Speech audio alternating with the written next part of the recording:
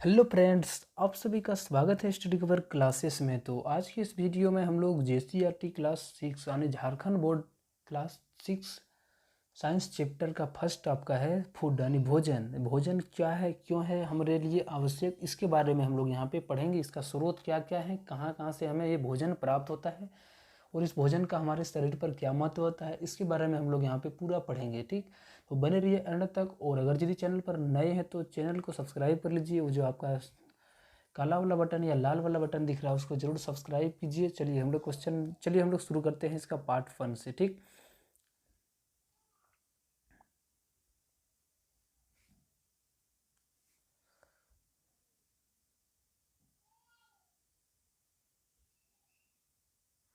तो हम जानते हैं कि चलिए शुरू करते हैं यहाँ से कि हम जानते हैं कि भोजन विभिन्न प्रकार के स्रोतों से प्राप्त होते हैं। कुछ भोज्य पदार्थ पौधों से तथा कुछ जंतु स्रोतों से प्राप्त होते हैं।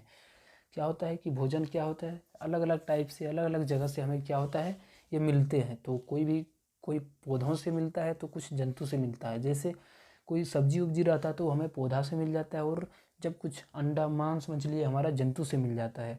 जैसे जंतु जो केवल पौधे एवं उसके उत्पाद को भोजन को रूप में खाते हैं उसे शाकाहारी कहलाते हैं। ठीक, हर्बीवोरस इसको बोला जाता है, यानी जो सिर्फ क्या करता है पेड़ पौधे से ही रिलेटेड कुछ चीज़ें खाती है, तो उसको हम लोग जो बोलते हैं वो शाकाहारी कहते हैं। ठीक, और अगर यदि इसका उल्टा अपोजिट बोला जाए मांसाहारी, तो ऐसे जंतु जो केवल दूसरे जंतुओं के भोजन के रूप में खाते हैं मांसाहारी कहलाते हैं। जैसे क्या कि मतलब बहुत सारा मतलब क्या होता है, जैसे हम लोग अंडा खाते हैं तो दूसरे जंतु खाते हैं, कोई मीट मांस खाते हैं तो हम मछली खाते हैं तो हम लोग दूसरे जंतु को खाते हैं। तो ये जो जीव कहलाते हैं वो मांसाहारी कहलाते हैं। एक बीच में आ जाता है सर्वाहारी। वैसे जंतु जो पौधे एवं जंतु दोनों को ही भोजन के रूप में खाते हैं उसे क्या कहा जाता है, तो उसे सर्वाहारी कहा जाता है, यानी दोनों को ही क्या करते हैं वो खाते हैं। ठीक,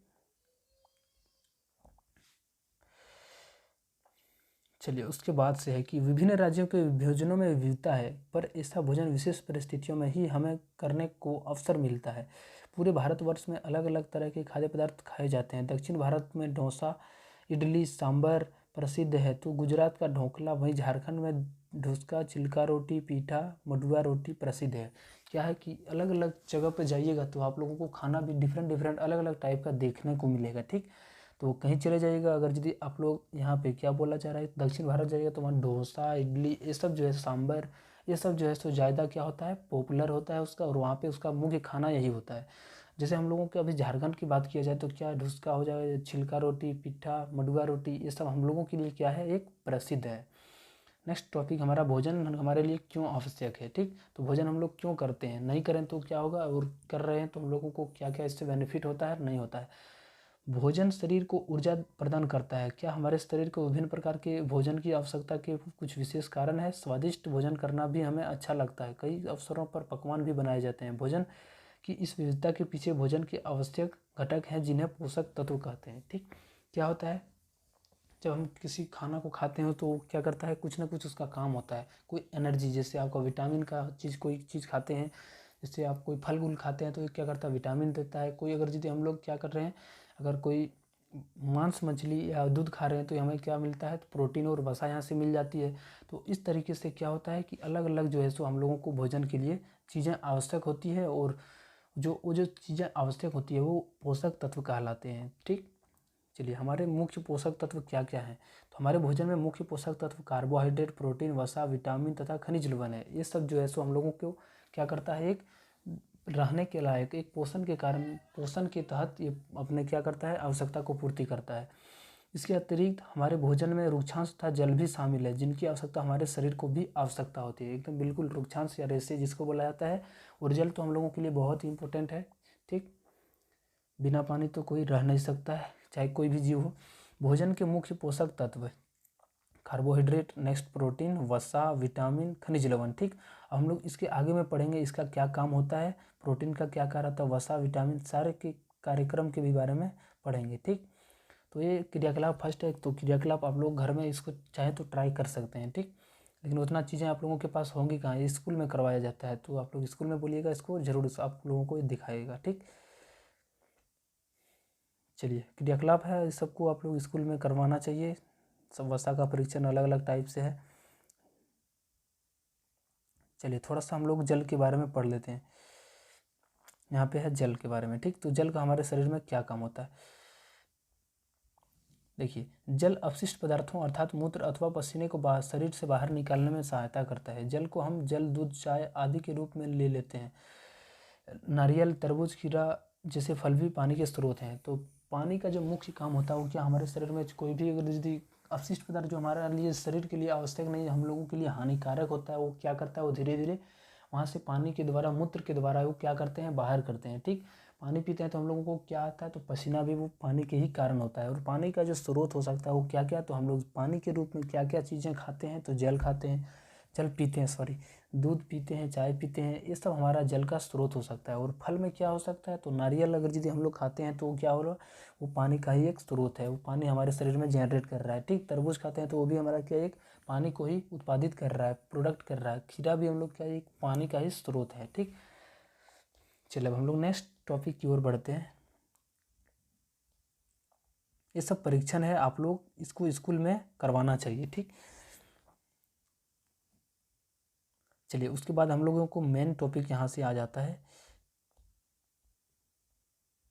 कि इसके अतिरिक्त विटामिन तथा खनिज लवण भी हमारे विभिन्न घातक पदार्थों में उपस्थित रहते हैं। इनकी अल्प मात्रा की ही शरीर को आवश्यकता होती है।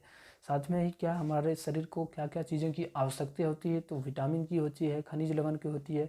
इस सब का हम लोगों का मिनिमम बहुत मतलब कम मात्रा में आवश्यकता होती है, जो हम लोगों को शरीर में पूरा तरीके से फलने फूलने और सब कुछ करने में मदद करे, ठीक। तो ये रहा हम लोगों का। सबसे पहले देखिए, अलग अलग डायग्राम से दिया हुआ है कि ये हमारा जो पाया जाता है ये नंबर में, ये हमारा कार्बोहाइड्रेट। चुकंदर या गन्ना आप लोगों को जब खाते हैं तो उससे हम लोगों को क्या प्राप्ति होती है, तो कार्बोहाइड्रेट प्राप्त होती है। शकरकंद जो होता है उससे भी हमें क्या, यही। उसके बाद तरबूज हो गया, ये सारी चीज़ें से हमें क्या, कार्बोहाइड्रेट प्राप्त होता है, ठीक।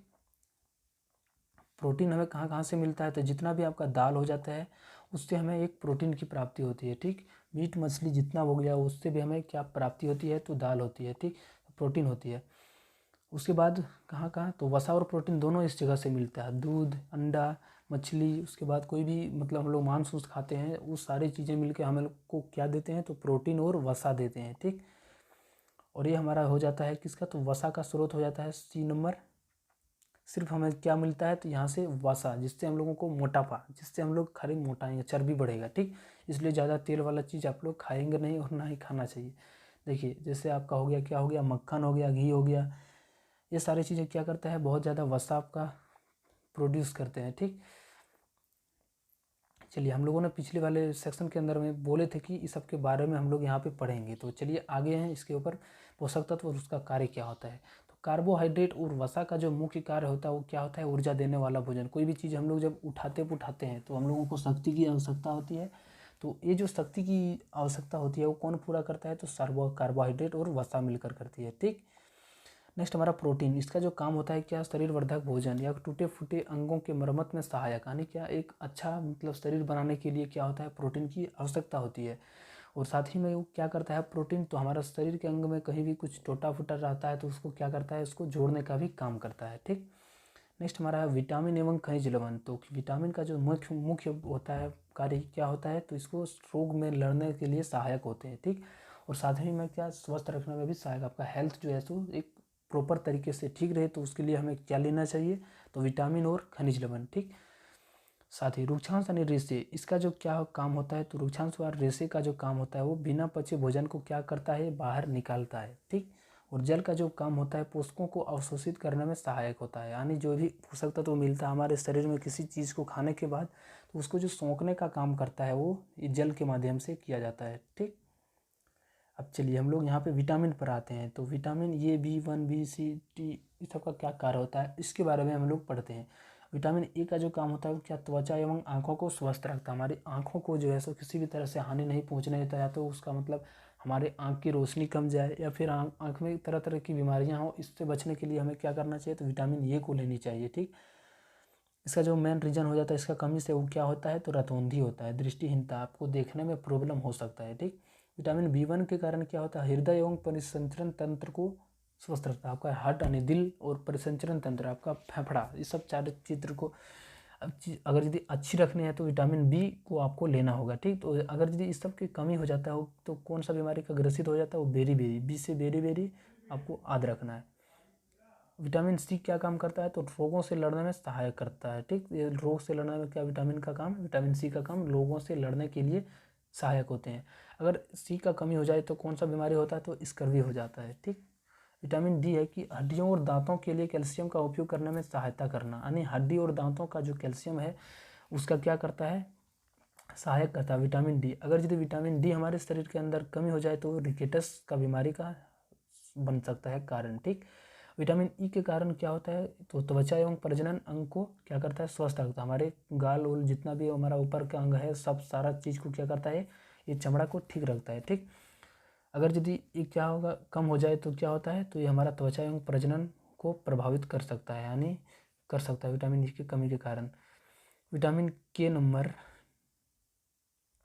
विटामिन के में है कि रक्त को थक्का जमने में सहायता करता है। जब हम कहीं पे कट जाते हैं तो वहाँ पे क्या खून बाहर होने लगता है, यानी खून जो है सो हमारे शरीर के अंदर से बाहर निकलने लगता है।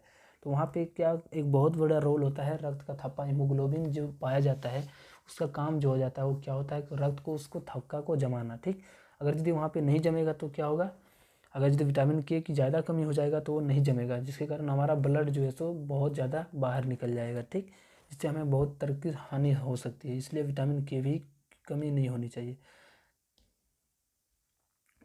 चलिए, तो आप लोगों ने ये देखा कि क्या खाना चाहिए नहीं खाना चाहिए, तो थोड़ा सा हम लोग यहाँ पे विटामिन ए बी सी और डी का क्या क्या मुख्य स्रोत है जो आप लोगों को लेनी चाहिए, तो उसके बारे में हम लोग यहाँ पे पढ़ते हैं।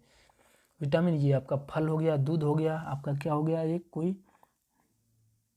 मछली का तेल हो गया, ये सारी चीज़ों से हमें क्या मिलता है, तो विटामिन ये मिलता है। ये लेना हमारे लिए बहुत आवश्यक होता है। ठीक, ये दाल कोई भी हो गया तो ये विटामिन बी देता है, और कोई भी सब्जी हो तो हमें ये क्या देता है, विटामिन सी देता है। ठीक, और डी का स्रोत जो हो जाता है वो क्या हो जाता है, मछली अंडा मुर्गा मांस जितना हो जाता है ये विटामिन डी का स्रोत हो जाता है। तो इस तरह से आप लोगों को लेना चाहिए, हर एक सप्ताह या मतलब कम मात्रा में लेते ही रहना चाहिए, ताकि किसी भी प्रकार के पोषक तत्व का शरीर में हमारा कमी ना हो। संतुलित आहार किसे कहते हैं, हमारे शरीर की वृद्धि और अच्छे स्वास्थ्य को बनाए रखने के लिए हमारे आहार में सभी पोषक तत्वों का उचित मात्रा में होना आवश्यक है।